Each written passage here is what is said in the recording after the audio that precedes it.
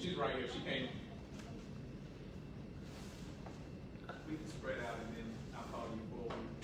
Jordan, I'm going to ask you to kind of speak to some of the regulations that we're going to give up a more detailed analysis next week. If you can give me a thumbs up when you're ready. I appreciate your recognition. Are you ready, Bill? Okay. I thank you for joining me this afternoon, joining us this afternoon to discuss the city's ongoing response to the COVID-19 pandemic. I want to begin my remarks by addressing the level of success that we have had as a city thus far. The city of Jackson is the largest city by a factor of 3 in the state of Mississippi. And so by the mere virtue of our size, we have the most cases in the state. However, the city of Jackson has had one of the lower virus contraction rates in the state and one of the lower death rates based on our size for the state of Mississippi. Additionally, as it relates to cities nationwide of similar size to the city of Jackson, we have maintained a very low rate of infection based on the national average. And so we think that our ability to do so has been based on a number of things. One, our ability to be proactive as a city, and the comprehensive response that we have looked to institute as a city. Not only purchasing our own tests so that we can have a greater understanding of the population that is infected, the agreement of convalescent rooms with our local hotel that has enabled us to give space for people to quarantine in the event that they did not have that for themselves, or the place that they would normally go would risk putting other people in danger. The symptom collector that has allowed us to collect more data on the places that are hotspots on the map in the city. And so we're very grateful for the efforts that not only the city has put forward, but those individuals on our COVID-19 task force who have been so willing and so gracious with not only their time, but their understanding to help inform the decisions that we're making. And so, based on what we have seen from not only our response, but the data, as the question pertains to whether it is the best decision to open up right now or not, I would actually have to say, per the data, that it is not. Because we have seen an increase statewide while Jackson has been able to maintain its numbers. But what I am faced with right now is not just simply a question of the data, but a question of what is practical based on the fact that so many cities are opening up around us. We can maintain our social distancing, we can maintain our procedures as a city, but it has little effect if people who live in the city of Jackson can go north, south, east, and west in order to go into places that are now open for public congregation, and then come back in the city and pass the virus along. And so I want you to know that our hand is a bit forced by the governor's order. Now, the discussion with the governor and myself thus far has been respectful, but I have to be honest about what this now, the position that we are now in as a city. Furthermore, not only is there an ability for people in the city of Jackson to go north, south, east, and west, as I have mentioned, there has been a great deal of confusion amongst retail establishments and restaurants within the city.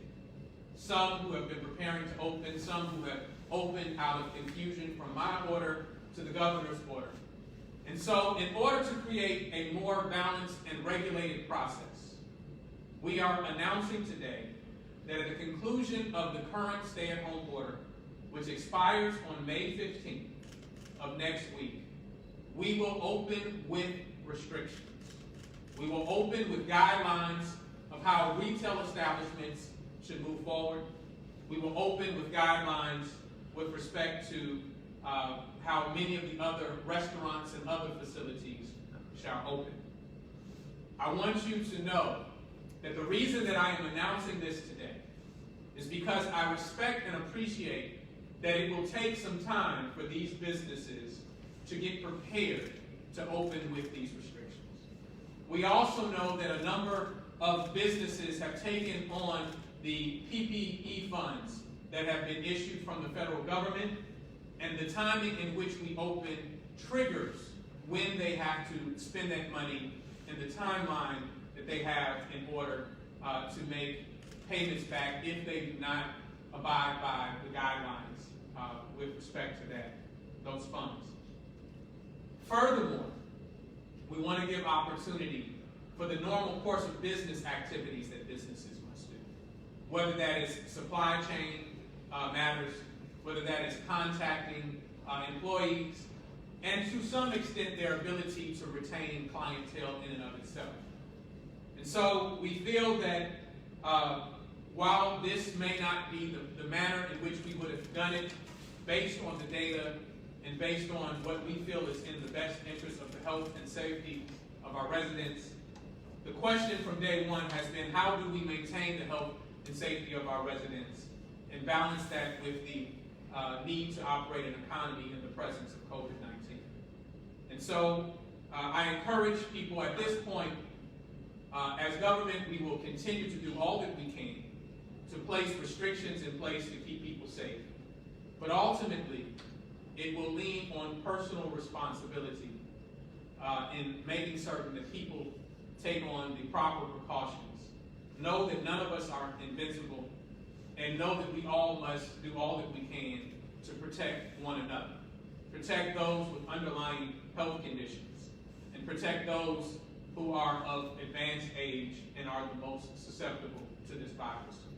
I want you to know that as we outline the restrictions that we will impose in our measure of opening up in a measured and intelligent way, if we see an increase in the numbers that is alarming enough, we won't hesitate to pull back and place those restrictions back on the city and those businesses. If you have any questions, I'm prepared to accept them at this time. Yes, sir.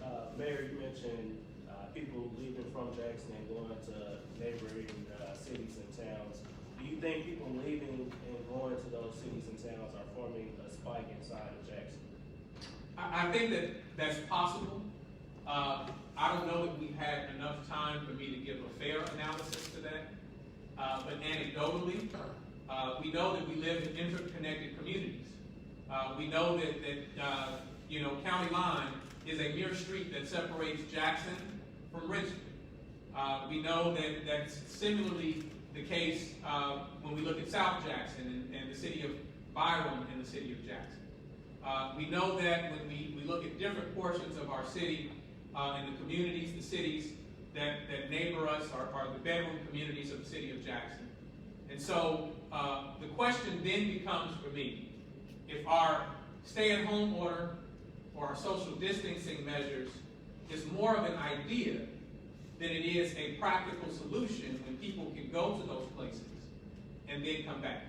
And if it is only an idea, then at this point we only become punitive to our own businesses and not necessarily having the level of thoughtfulness and responsiveness as it pertains to public health, because it is now out of our hands.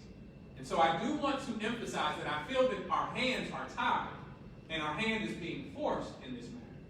But if that is going to take place, if there's going to be confusion, if there are going to be businesses that our planning and development department or our police department now have to rush to let them know, hey, we're not open by the city of Jackson's order, and the city of Jackson can be more restrictive, then I'd rather do it in a more structured, intelligent, and thoughtful approach, as opposed to just running behind a circumstance that may be out of hand. Mayor Lumumba, do you feel like the fact that we do have stats that show that Jackson has maintained a level while the rest of the state has gone up, do you feel like that means your people are listening to you? Well, I think, I would hope so. but more importantly than whether people are listening to me or not, I want people to listen to what we now know about this virus. This is a deadly virus. This is a virus that can take your loved ones. This is a virus that we have no vaccine for. And this is a virus that the medical community, along with your leadership, is trying to understand better and do all that we can to put people in a safe space and a safe condition. And so I want people to continue to do that. I think what we've witnessed, not only statewide but nationwide, even as restrictions have been rolled back, that people have been hesitant to fill in the bars and the restaurants and the places of large gatherings. And I understand it. As for me and my house, we will likely not be going to all of these places because we think that it's in our best, it is in our best interest to make certain that we see a decline. And so I want to encourage our residents to continue to do that.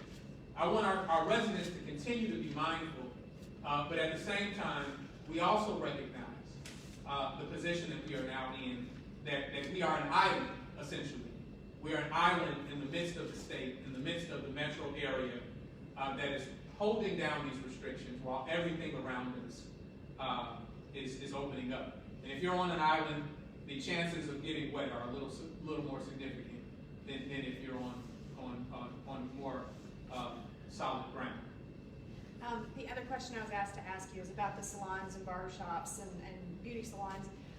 As far as that goes, do you feel like either you or the owners of those places might have any concern about having an extra week to wait while their clientele can go across county lines or across city lines? Well, as it relates to barbershops and beauty salons, anecdotally, I would say that those are the type of establishments that people are less inclined to go to someone new. But I still respect, and appreciate the sacrifice and struggle that they've gone through. To be candid, as we contemplated the first stay-at-home order, one of the areas of primary concern for me were the barbershops and beauty salons, because these are individuals who very seldom have insurance that protects them in the event of a pandemic like we're dealing with.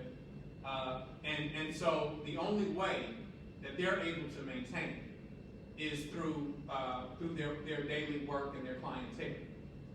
As I would say when I was in my law practice, I was aggressive in what I needed to do as a solo practitioner because I ate what I killed, right?